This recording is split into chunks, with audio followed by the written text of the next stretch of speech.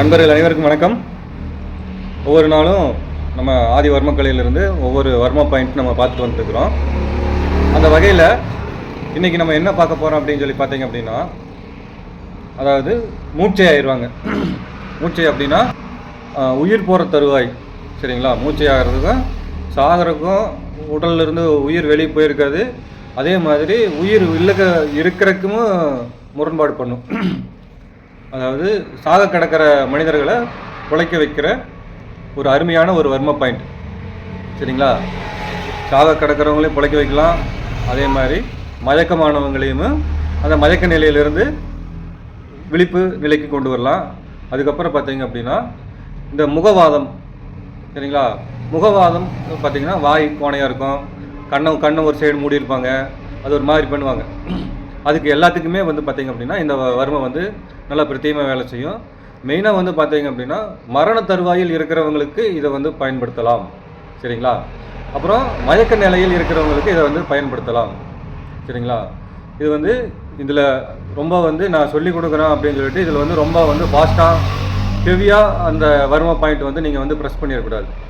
இது என்ன ஆகும் அப்படின்னு சொல்லி பார்த்தீங்கன்னா, இது எல்லாமே நம்ம சரி பண்ணக்கூடிய ஒரு வர்ம புள்ளி, நோயை சரி பண்ணக்கூடிய வர்ம புள்ளி. எந்த நோயை சரி பண்ணுதோ அந்த நோயை கொண்டு வரும், சரிங்களா? நல்லா இருக்கிறவங்களுக்கு எதுவுமே பண்ணிட வேண்டாம், சும்மா செக்கப் பண்ணிக்கங்க. அதாவது சும்மா லைட்டாக வச்சு டெஸ்ட்டு பண்ணிக்கங்க. ஆனால் ரொம்ப ஒருத்தங்களை நான் எனக்கு வருமம் தெரியும், இந்த இடத்துல அமுத்து சொன்னாங்க அப்படின்னு சொல்லி அமுத்துனீங்க அப்படின்னா, நல்லா இருக்கிற மனிதருக்கு அமுத்துனீங்க அப்படின்னா, இப்போ நான் சொன்னது எந்தெந்த நோயை குணப்படுத்தக்கூடிய நான் சொன்னனோ அது ஆப்போசிட்டாக மாறி அதனுடைய பின்விளைவுகள் அதிகமாகி போயிடும். அதனால் ரொம்ப கவனமாக பண்ணணும். அதாவது கால் மாத்திரை, அரை மாத்திரை, முக்கால் மாத்திரை, முழு மாத்திரை அப்படின்னு சொல்லிட்டு நம்மளுடைய வர்மத்தில் கணக்கு வச்சுருக்காங்க. அதில் நம்ம ஒரு கால் மாத்திரை அளவு, சரிங்களா? கால் மாத்திரை அளவு அழுத்தம் கொடுத்து இந்த வர்ம பாயிண்ட் தூண்டி விட்டோம் அப்படின்னா இந்த மயக்க நிலையில் இருக்கிறவங்க எழுந்திரிச்சிருவாங்க, மரண படுக்கையில் இருக்கிறவங்க எழுந்திரிச்சிருவாங்க. உயிர் போயிடுச்சா இல்லை இருக்குதா அப்படிங்கிற ஒரு சோதனையாகவே இருக்கும். நாடி துடிப்பு இருக்காது, எந்திரிச்சு பேச மாட்டாங்க, கண்ணை முழிச்சிருக்க மாட்டாங்க. அந்த மாதிரி இருக்கிறவங்களுக்கு இந்த வர்ம பாயிண்ட் போடும்போது ஒரு விழிப்பு நிலைக்கு வந்துடுவாங்க, சரிங்களா? அந்த வர்ம பாயிண்ட் எங்கே இருக்குது அப்படின்னு சொல்லி பார்த்தீங்க அப்படின்னா, ஒன்றும் இல்லை, உங்களுக்கு தெரிஞ்சதே தான். அதாவது இந்த மூக்கு இருக்குது பார்த்தீங்களா, இந்த மூக்கு லாஸ்ட்டாக முடியும் இந்த எட்ஜு இப்படி பண்ண அப்படின்னா இந்த லாஸ்ட்டாக இங்கே அந்த மூக்குக்கும் அந்த உதட்டுக்கும் சென்டர் பாயிண்ட்டு நல்லா ஞாபகம் வச்சுக்கோங்க. ரொம்ப அழுத்திடக்கூடாது, ஒரு கால் மாத்திரை அளவு அழுத்தினாலே போதுமானது. இப்படி ஒரு கால் மாத்திரை அழுத்தம் கொடுத்து ஒரு 30 செகண்ட் 1 2 3 4 5 6 7 இந்த மாதிரி தொடர்ந்து ஒரு 30 செகண்ட் அமுத்தினாலே போதுமானது, சரிங்களா?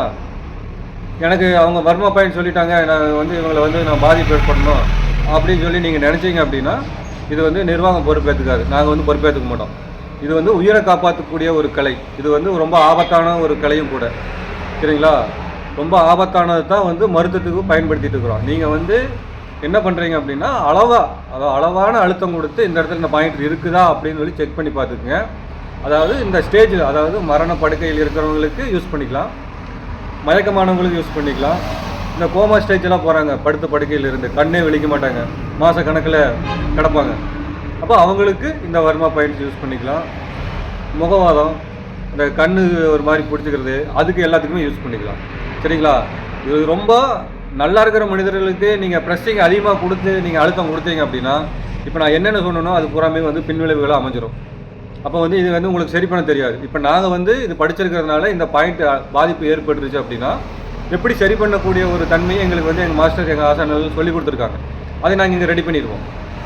நீங்கள் அழுத்தம் அதிகமாக கொடுத்து அது பின்விளைவாகி அது ரத்த ஓட்டம் ஓடாமல் அந்த வர்மம் லாக் ஆயிடுச்சு அப்படின்னா ரொம்ப மரணத்தை சம்பவிக்கக்கூடிய ஒரு வழிக்கு போயிடும். அதனால் இது சொல்லி கொடுக்காத ஒரு விஷயம் கிடையாது. நம்ம கையாளும் போது ஒரு கால் மாத்திரை அளவு, அந்த மாத்திரைகள் அளவு தெரிஞ்சு நம்ம கையாண்டோம் அப்படின்னோம்னா போகிற உயிரை காப்பாற்றலாம், சரிங்களா? மயக்கமானவரை எழுப்பிக்கலாம், கோமா ஸ்டேஜில் இருக்கிறவங்கள தெளிவு நிலைக்கு கொண்டு வரலாம். முகவாதம் வந்தவங்களுக்கு இது செஞ்சால் முகவாதம் போகும் அப்படிங்கிற ஒரு கான்செப்ட் இருக்குது. இது ஒரு நல்ல விஷயத்துக்காக சொல்லி வச்சுருக்காங்க. இது நீங்கள் தெரிஞ்சுக்கிட்டு நான் பாதிப்பு ஏற்படுத்தோம் அப்படின்னா நீங்கள் தான், அதாவது அவன் எதிராளி மரணம் சம்பவிச்சிட்டாங்கன்னா அப்புறம் அடுத்து என்ன நடக்குன்னு உங்களுக்கே தெரியும். கேஸு அது நல்லா போட்டு இது பண்ணிடுவாங்க. இது வந்து நான் செய்யக்கூடாதுன்னு தான் உங்களுக்கு வந்து நான் வீடியோவில் சொல்லியிருக்கேன். ஹெவியான முறையில் செய்யக்கூடாதுன்ட்டு. சரிங்களா? நீங்கள் அளவான ஒரு கால் மாத்திரை அளவு அழுத்தம் கொடுத்து இறந்து போனவங்கள, அதாவது இறக்குற தருவாயில் இருக்கிறவங்கள, மயக்க நிலையில் இருக்கிறவங்க வந்து சரி பண்ணிக்கலாம். சரிங்களா? ரொம்ப கவனமாக பயிற்சி பண்ணுங்கள். முதல்ல உங்களுக்கு வச்சு பாருங்கள், ஒன்றும் ஆகாது தான். இப்போ நான் அமுத்துறேன், இந்த அளவே வந்து கால் மாத்திரை அளவு தான். இதுக்கு மேலே நீங்கள் அமுத்திடக்கூடாது. கண்ணில் தண்ணி வரும். மயக்கமானவங்களுக்கு, மூச்சியானவங்களுக்கு கண்ணில் தண்ணி வரும் இந்த இடத்துல அமுத்தும் போது. சரிங்களா? ரொம்ப கவனமாக பயிற்சி பண்ணுங்கள். முதல்ல உங்களுக்கு உங்களே எவ்வளோ ப்ரெஸ் பண்ணால் எவ்வளோ வலிக்கும் அப்படின்னு தெரிஞ்சுக்கிட்டு அதுக்கப்புறம் அடுத்த நபருக்கு நீங்கள் வந்து பிரயோகம் பண்ணுங்கள். நல்லது. இந்த மாதிரி கலைகள் அழிந்து போயிட்டு வந்துட்டு இருக்குது அப்படிங்கிற ஒரு காரணத்துக்காக சின்ன ஒரு அழுத்தத்தில் ஒரு உயிரை காப்பாற்றலாம் அப்படிங்கிற ஒரு இதில் தான் நாங்கள் வந்து பதிவு போட்டோம். அதே வந்து பின்விளைவுகள் ஆகிற மாதிரி வந்து நீங்கள் வந்து இது பயன்படுத்தக்கூடாது. சரிங்களா? ரொம்ப நன்றி, மகிழ்ச்சி. மீண்டும் அடுத்த பதிவில் சந்திப்போம். பாய்.